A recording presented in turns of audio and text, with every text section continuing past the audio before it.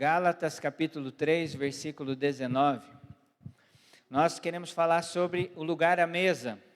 E queremos falar sobre pensar junto com vocês, compartilhar o Evangelho a respeito da vida de Cristo, que nós celebramos hoje, a ressurreição, a vida de Cristo, a aliança que nós temos com Ele.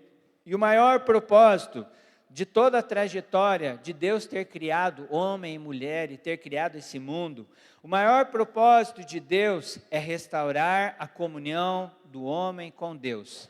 Lá no jardim do Éden, ele rompeu essa comunhão, o homem pecou, o homem quebrou a comunhão, e esse propósito foi interrompido, e o que o homem não foi capaz de fazer, lá no Antigo Testamento, ao longo de toda a história, por meio de esforço, por meio de todos os sacrifícios de animais, por meio de rituais, cerimônias, por meio da construção do tabernáculo de Moisés, por meio de tantas instruções, até dos detalhes das roupas dos sacerdotes, fala sobre o tempo da lei. E nós queremos ler esse versículo de Gálatas, que fala qual o propósito da lei. E diz assim, Gálatas 3,19, qual era então o propósito da lei? Ela foi acrescentada à promessa para mostrar às pessoas os seus pecados. Mas a lei deveria durar apenas até a vinda do descendente prometido. Por meio de anjos, a lei foi entregue a um mediador. Esse texto, queridos, fala sobre o propósito, que essa lei ela foi entregue para que um mediador pudesse cumprir a integralidade da lei. E nós hoje celebramos, Jesus cumpriu a integralidade da lei por mim e por você. Amém?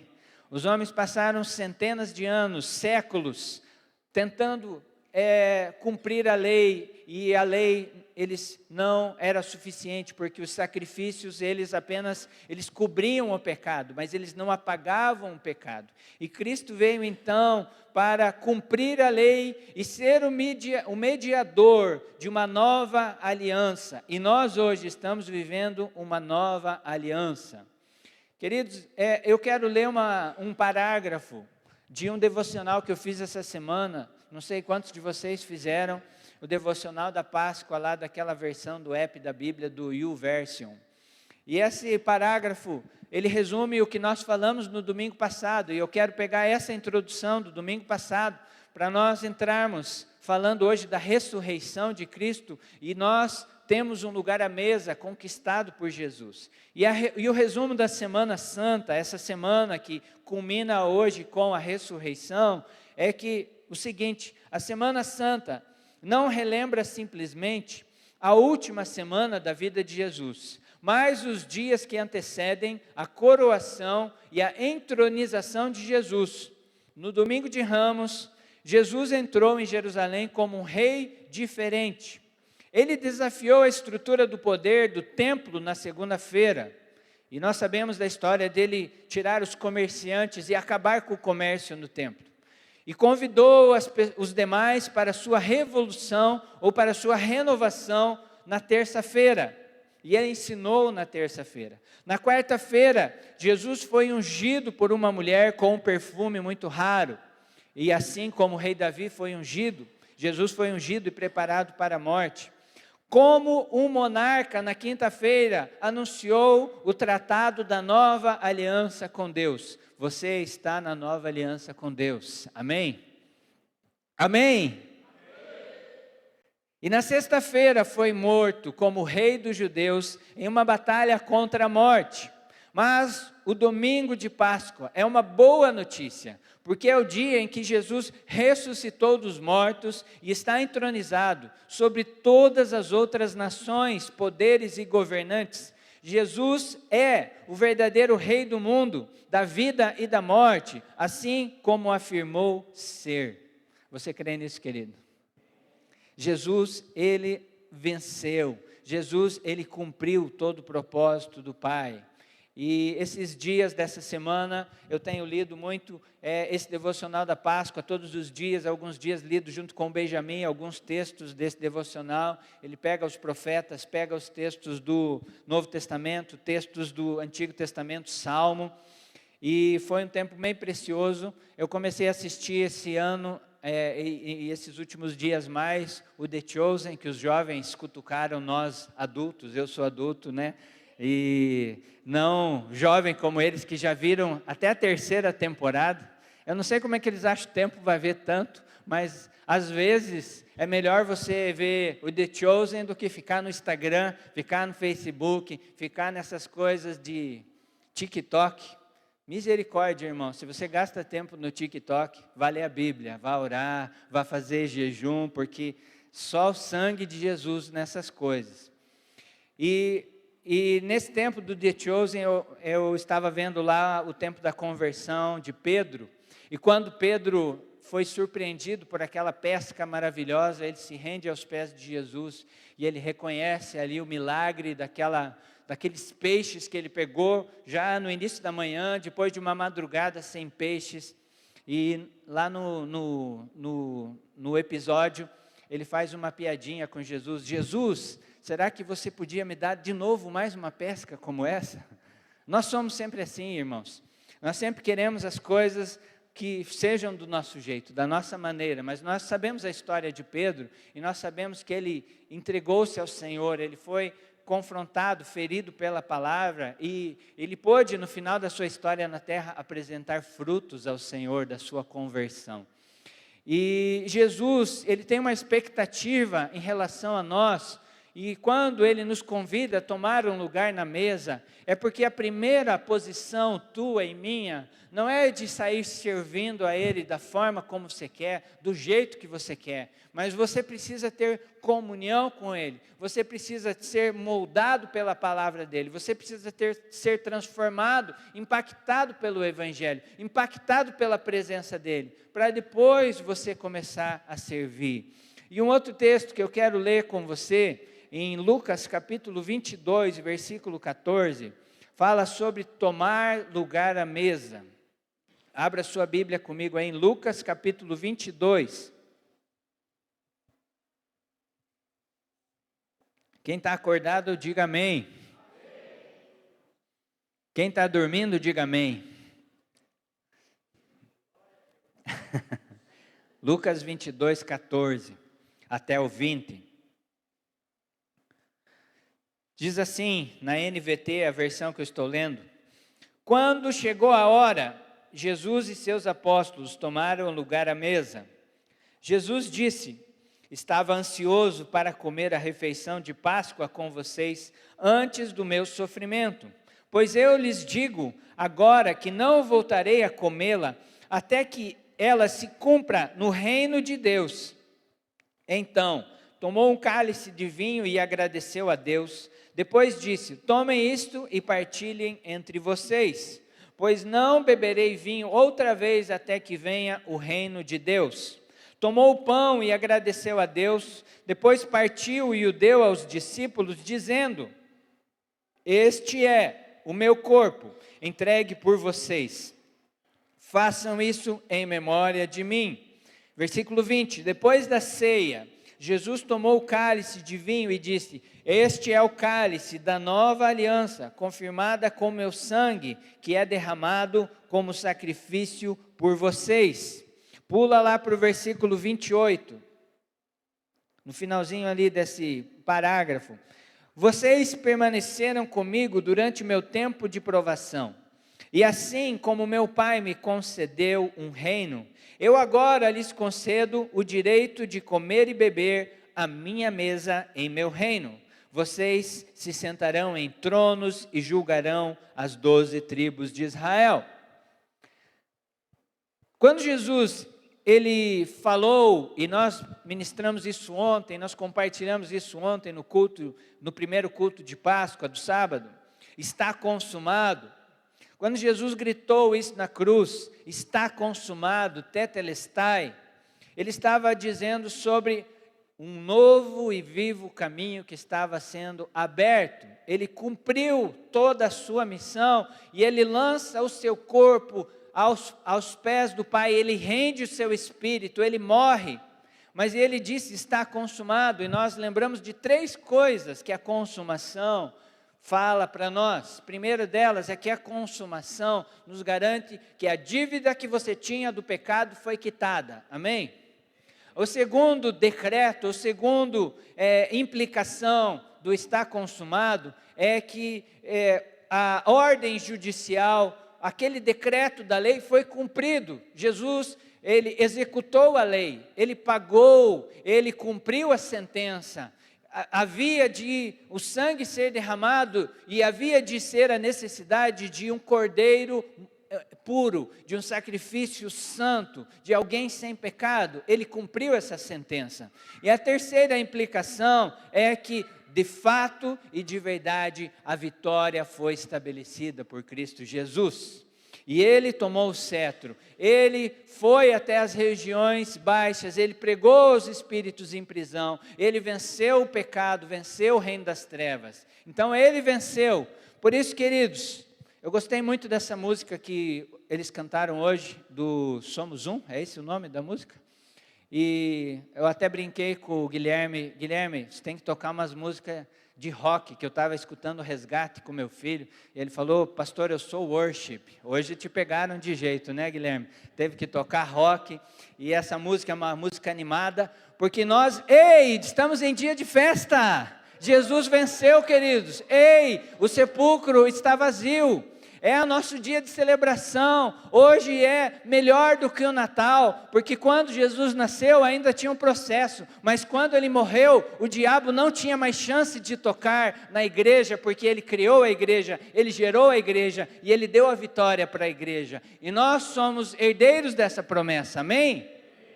Nós temos então essa convicção, quando nós lemos esse texto que fala sobre essa Páscoa. Jesus, antes mesmo de ele morrer, ele aponta para essa mesa, e por 3 vezes aqui nesse texto que nós lemos, ele fala que ainda vai se cumprir uma mesa no reino celestial. Então, queridos, nós precisamos permanecer firmes em Jesus, nós precisamos renovar a nossa fé dia a dia, nós precisamos ser esticados na nossa vida de fé, nós precisamos ser amadurecidos no nosso chamado de ser discípulos, porque nós ainda caminhamos para um propósito de uma mesa celestial. Às vezes nós ficamos retidos na primeira estação do sacrifício, na primeira estação, na primeira vinda de Cristo, no sacrifício da cruz, e nós nos acomodamos num processo de que somos salvos, somos perdoados, a nossa vida está em Cristo, o mundo está desabando e agora nós precisamos só cruzar os braços e parar e esperar Ele. Não, esse lugar à mesa, que Jesus nos chama para ceiar e para ter um lugar à mesa junto com Ele, é um lugar de responsabilidade, é um lugar de comissionamento, é um lugar de sermos discípulos ativos dEle no tempo que nós temos de vida nessa terra. Quem está entendendo diz amém. Esse processo necessário de entregar a vida ao Senhor, que nós todos precisamos passar, de confessá-lo como nosso Senhor, como nosso Salvador, é o primeiro passo, é a respeito de que nós cremos na cruz. Depois, queridos, nós estamos vivendo hoje o processo do discipulado bíblico. Eu preciso andar com crentes, eu preciso ser parte ativa da igreja, eu preciso ler a Bíblia, eu preciso orar, eu preciso jejuar, eu preciso amar o Senhor e adorar a Ele. As coisas do reino têm que preencher a minha vida, isso é discipulado bíblico. E você tem que se tornar um seguidor de Cristo. O lugar à mesa não é para pessoas que não seguem, mas é para pessoas que seguem, que avançam, que olham para Jesus e não perdem o alvo que é Cristo à frente da sua vida. A mesa, ela foi um lugar que Jesus estabeleceu ali com os discípulos, antes dele morrer, um lugar de comunhão, do partir do pão. E ele estava ali nesse texto que nós lemos, servindo um cálice. Se nós pudéssemos todos beber de um cálice, foi isso que Jesus fez com aqueles discípulos ali, com os apóstolos. Eles beberam o mesmo cálice que estava na mão de Jesus, e cada um tomou um gole daquele cálice, porque não era uma refeição, era um símbolo de aliança. Então, a mesa representa sim um lugar de comunhão, E essa comunhão é fundamental para que nós possamos fazer parte da família de Deus na terra. Portanto, tem que riscar da página dos cristãos da nossa era. Não tem como você ser parte da igreja de Cristo sem fazer parte da igreja física de Cristo, sem você ser membro de uma igreja local, sem você expor a sua vida, sem as pessoas conhecerem o teu coração, sem você conviver na casa do Senhor. Não tem como, a comunhão acontece pelo discipulado em família da fé. A ceia foi estabelecida como um pilar, como um monumento, como um símbolo de um fato consumado na cruz, que nós somos aceitos pelo Pai mediante o sacrifício do Filho. Nós fomos justificados pela graça, nós fomos reconciliados por meio de uma fé que nós expressamos nesse sacrifício e no Filho de Deus. A mesa é um lugar de aliança. Você, esse dia, quem comeu hoje no almoço? Levanta a mão aí. Agora, quem de vocês comeu de pé, sem estar sentado? Levante a mão. Todos nós comemos sentados, na frente de uma mesa. Não precisa levantar a mão, mas quem de vocês comeu na frente da televisão? Quem de vocês comeu sem orar antes e agradecer ao Senhor? A mesa é um lugar de comunhão com as pessoas que nós amamos, que nós temos confiança, que nós reconhecemos que nós temos uma identidade que nos une ao redor da mesa. Alguém de vocês hoje no almoço de Páscoa convidou um morador de rua para comer na sua mesa junto com você? A menos que Deus tenha falado claramente para você sobre isso, você não fez isso. Eu também não fiz. Eu comi com familiares, com pessoas que são do meu dia a dia, que nós temos comunhão, que nós temos uma identidade em comum. Nós comemos junto quando nós temos uma identidade. O mesmo se aplica para essa mesa espiritual. Não faz sentido você comer da ceia se você não tem uma identidade com o corpo de Cristo. Você precisa ter uma identidade, você precisa ser discípulo junto com os outros discípulos. A ceia é uma representação da reconciliação do passado, porque nós fomos redimidos pela cruz de Cristo. E também é uma representação apontando para o futuro, porque nós vamos comer junto com o Senhor. O versículo 30, Jesus fala, no 29 e o 30, e assim como meu Pai me concedeu um reino, eu agora lhes concedo o direito de comer e beber à minha mesa em meu reino. Quem de vocês quer comer e beber na mesa de Cristo no reino celestial? Eu quero, queridos. Eu dou a minha vida para isso. Eu coloco a minha família à disposição do Senhor para que isso se cumpra na minha casa, na minha família. O reino não é desse mundo. O reino não é material, o reino não é físico, o reino é do Senhor. O reino, ele tem a sua base fundamental espiritual. O reino não é temporal, ele é eterno. É esse lugar que a nossa ceia hoje precisa apontar. Nós, como igreja, amamos Jesus, estamos caminhando para um relacionamento permanente com Ele na eternidade. Portanto, algumas coisas que nós precisamos lembrar nessa ceia dessa noite. Uma delas é que a ceia é um ensino para as futuras gerações. Nós todos, pais, mães, avós e avós, precisam ensinar as suas gerações, os seus descendentes, contar aos seus filhos sobre a obra da cruz, precisam compartilhar da fé, e isso tem que ser passado de geração em geração. Se você não alcançar o coração dos teus filhos com o Evangelho, você pode ser alguém que fracassou no seu chamado, e nós precisamos orar todos os dias pela nossa geração, ensinar a palavra, ensinar o reino, manifestar o Salvador. A ceia, quando nós fazemos todos os meses, e hoje especial na Páscoa, é um apontamento geracional que nós temos um Deus em toda a nossa casa e família.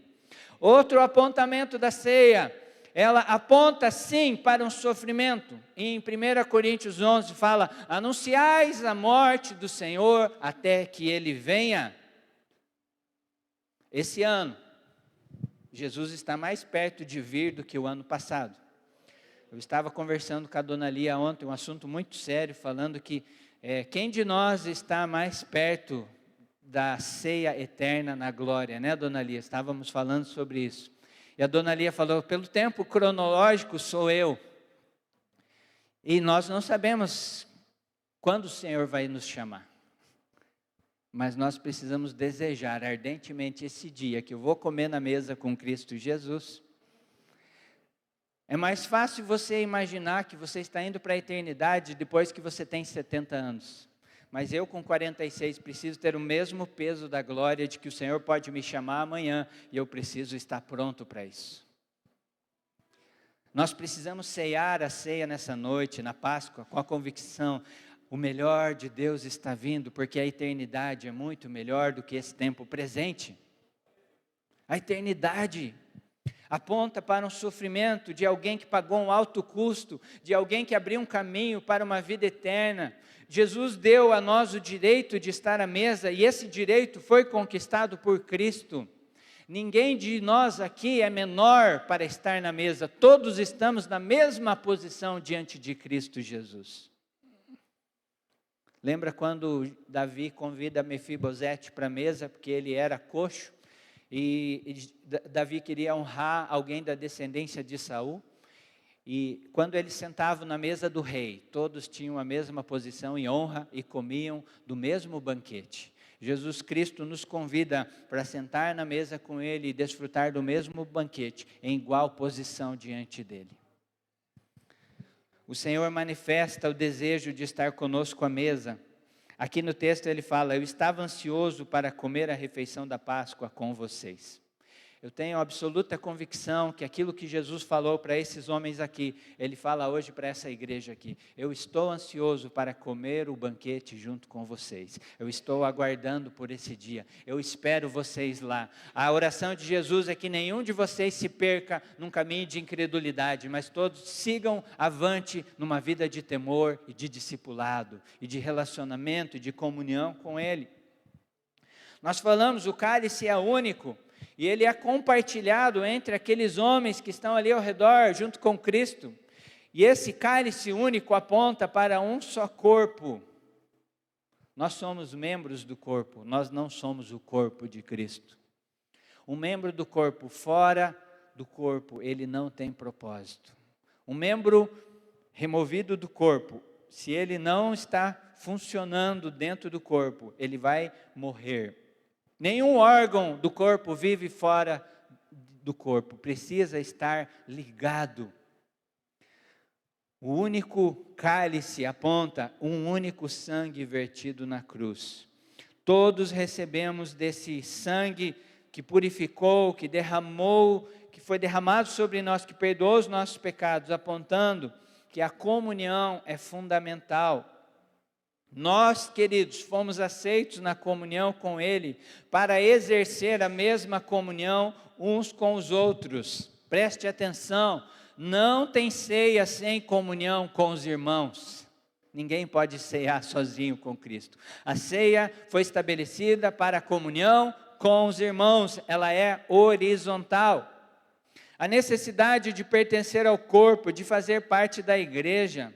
A mesa só tem sentido se tiverem pessoas partilhando da mesma fé, pessoas partilhando do mesmo amor, pessoas partilhando da mesma graça. A mesa gera uma identidade de filhos de Deus, a mesa gera uma identidade de cristãos que estão amando o Rei Jesus. A mesa é para discípulos. Não existe lugar na mesa para aqueles que não estão dispostos a se tornarem discípulos. A mesa não é para admiradores da obra de Cristo. Eu acho legal o que Jesus fez. Eu acho legal o que a igreja faz. Eu acho legal o louvor. Eu acho legal a guitarra ali do Guilherme, como que ele toca. Eu acho legal o pessoal cantar. Eu acho legal essa luz vermelha. Nada disso tem sentido se você não for discípulo de Jesus. A mesa é lugar para discípulos. Jesus apontou que mais tarde eles iriam entender melhor aqui, quando Jesus esteve com os discípulos nesse dia, nessa quinta-feira, que foi a Páscoa que ele celebrou com os apóstolos. Eles não entendiam muito do que ele estava falando, porque ele estava apontando para o futuro, mas ele estava apontando para o futuro, porque ele saberia que nós estaríamos lendo a Bíblia hoje, e ele estava falando dos discípulos do futuro, e nós que estamos hoje aqui, creiam na mensagem da ceia, compartilhem desse pão, bebam desse cálice, participem da nova aliança que eu estou inaugurando. Nós precisamos participar com essa expectativa, nós precisamos ir para a mesa de Cristo com o coração cheio de alegria, cheio de gratidão. O pão foi partido, um só pão dividido em vários pedaços. Um corpo somente entregue para a morte. O pão vivo que desceu do céu, agora ele é partido, e ele alcança todas as pessoas que de forma multiplicativa, esse pão vai alimentar a todos, e não vai faltar pão na casa do Senhor. Não vai faltar. Cristo pensa em todos. A própria vida de Cristo é revelada na comunhão da igreja. Queridos, a ceia é uma das formas de nós expressar: ei, existe um rei nesse lugar, existe um Senhor, existe um Salvador, existe um cabeça, e todos nós à mesa dizemos que nós amamos a Ele, e nós cremos nele, e nós vivemos para a glória dEle. Existe um poder na comunhão. Não é como alguns falam sobre a transubstanciação. Não é a matéria física assumindo ali a carne e o sangue de Jesus, mas é o poder do alto, é uma atitude de fé, de obediência a um princípio estabelecido por Cristo de ceiar. É um ambiente hoje que nós novamente geramos de temor quando nós vamos participar dessa ceia. No momento que você for comer do pão e beber do cálice, você precisa celebrar a vida que nós, como igreja, recebemos de Cristo por meio da morte dele. Quando nós participamos da ceia, nós podemos experimentar novamente o poder da ressurreição sobre a nossa vida. E esse poder não veio sobre nós apenas como uma visitação temporária, mas esse poder da ressurreição permanece entre nós e age através de nós em nossos dias. Você crê nisso, querido? É a própria vida de Cristo que movimenta a igreja. Não são as atividades, não são os banners de convite de programação, não são as nossas prioridades, não são os nossos desejos. O próprio Cristo é que faz a igreja andar e avançar e cumprir os seus propósitos. Nos relacionamentos gerados no corpo, na comunhão dos irmãos, aí nós podemos realizar a nossa missão como igreja cristã, como igreja de Cristo. Em unidade como corpo, podemos expressar o amor de Cristo às pessoas. Em unidade nós podemos manifestar o seu reino. Olhe para quem está do seu lado e diga assim: ninguém faz a obra sozinho. A obra de Cristo não é dos pastores, não é do pastor, não é do missionário. A obra de Cristo é dado à sua igreja, o seu corpo vivo. Nós apontamos nessa noite, como falamos no começo, nós vamos comer e beber nessa mesa aqui na terra, apontando para uma mesa celestial, apontando para o nosso destino. Sabe por que o Senhor apontou para a sua segunda vinda dele? Porque ele nunca deixou de acreditar e ter confiança nos discípulos que ele deixou aqui na terra. O Senhor Jesus nunca deixou de acreditar na sua igreja. O Senhor deposita confiança na igreja dele que está nesta geração hoje. O Fábio está nos visitando aqui do Japão, volta sexta-feira para lá. O Senhor acredita na igreja do Japão, igual acredita na igreja do Brasil. Lá talvez seja 1,5% de evangélicos no Japão, mas o Senhor olha para aqueles 1,5% e diz: eu acredito na igreja do Japão, eu acredito na igreja do Brasil, porque eu olho os meus filhos me amando, os meus filhos me adorando. Querido, deixa eu te dizer que o Senhor nunca teve dúvida que o seu propósito por meio da sua igreja vai se cumprir na terra. O Senhor nunca deixou de acreditar na família da fé que Ele deixou. O Senhor nunca deixou de participar da casa de oração que Ele estabeleceu. Ele mesmo está envolvido e comprometido conosco hoje. Ele intercede por nós, Ele envia o seu Espírito e o Espírito Santo está conosco hoje. É uma realidade.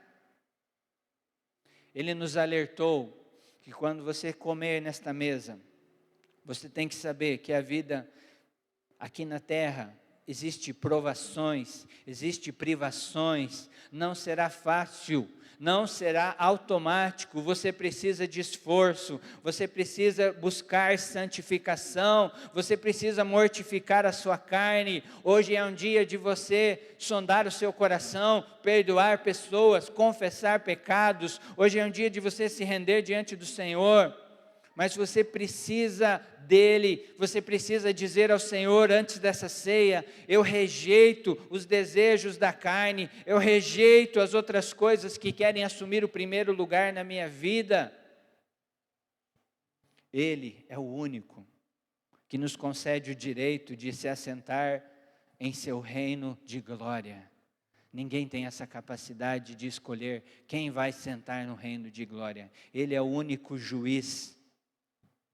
Estava numa discussão saudável, como o Eide disse, uma discussão com outros pastores, falando sobre a ceia do Senhor. E ali alguns pastores de denominações diferentes falando: nós não permitimos que crianças comam do pão e tomem o cálice, porque eles precisam ser batizados. E eu falei: lá na igreja as crianças, terminou a escola bíblica, eles correm e comem tudo o pão e tudo o suco de uva e não sobra nada. Inclusive para os professores da escola bíblica dominical ficaram sem. Hoje nós até orientamos o Zeca e a Inês, cadê eles? Estão ali, para separar para os professores, para as crianças não virem de forma voraz, e as crianças vão participar junto lá. Tem um pastor que já falava assim: se uma pessoa bêbada entra na igreja e vai tomar ceia, eu não rejeito, eu não impeço que ela participe da ceia. Queridos, a ceia é chamada por todos, assim como o batismo é um convite para todos. Ela é um lugar de inclusão daqueles que se arrependem, confessam os seus pecados e entendem que são chamados a se tornarem discípulos do Senhor. É claro que conforme o teu nível de entendimento, conforme o teu nível de aliança e compromisso com Cristo, você vai participar ou não com entendimento, discernindo o corpo de Cristo. Mas é o Senhor que recebe as pessoas, é o Senhor que coloca elas na mesa. E nós não temos essa prática de dizer que você só vai tomar ceia depois do batismo, porque se você crer, se você confessar o Senhor Jesus, você já pode tomar a ceia porque você já faz parte da família cristã. E você, se tomar sem esse entendimento, você só vai tomar um pouquinho de suco de uva e comer uma migalhinha de pão que não vai fazer sentido para você se você não tiver uma experiência com o Espírito Santo. Mas eu penso que não vai vir um raio do céu sobre a sua cabeça e vai fulminar você porque você está tomando indignamente. A questão de ser indigno de participar da ceia é você desprezar o sacrifício de Cristo, conhecendo o tamanho do sacrifício que Ele fez por causa da sua vida. É você rejeitar a obra da cruz. É você rejeitar o poder do Espírito Santo que convence você do pecado, da justiça e do juízo. Participe dessa ceia com entendimento. Hoje é uma noite de você renovar a sua aliança com o Senhor. Hoje é uma noite de nós, como igreja, declarar através da ceia: Ele vive e nós somos uma igreja viva por causa dEle. Ele vive e nós vivemos nele. Abra lá o último versículo que eu quero ler com vocês antes de nós participarmos da ceia. Lucas 24.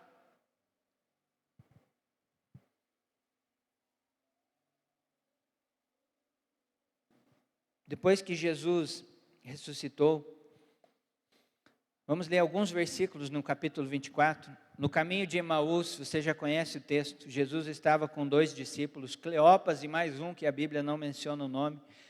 E no capítulo 24 de Lucas, versículo 26, ele diz: não percebem que era necessário que o Cristo sofresse estas coisas antes de entrar em sua glória? E o próprio Jesus estava falando para esses discípulos essas palavras, mas porque ele tinha um corpo ressuscitado, eles não perceberam que era Jesus. Lá no versículo 30, quando estavam à mesa, repita comigo, mesa. Ele tomou o pão e o abençoou, depois partiu e lhes deu. Então os olhos deles foram abertos e o reconheceram. Nesse momento, eles desapareceu. É interessante que a primeira vez que Jesus aparece, depois daquela cena lá da Maria, que ele viu no sepulcro, ele se apresenta, depois que ele se apresenta lá no sepulcro, no caminho de Emaús, ele somente é reconhecido como Cristo no momento que ele está à mesa e ele parte o pão. E nós queremos fazer uma aplicação dessa palavra, que Jesus, ele se faz presente quando nós cremos nele na mesa. Ele se revela aos filhos quando nós estamos na mesa. Os olhos deles se abriram. Vai lá para o versículo 50. Eu quero que você fique de pé agora. Vamos ficar em pé e eu vou ler o versículo 50 até o 53.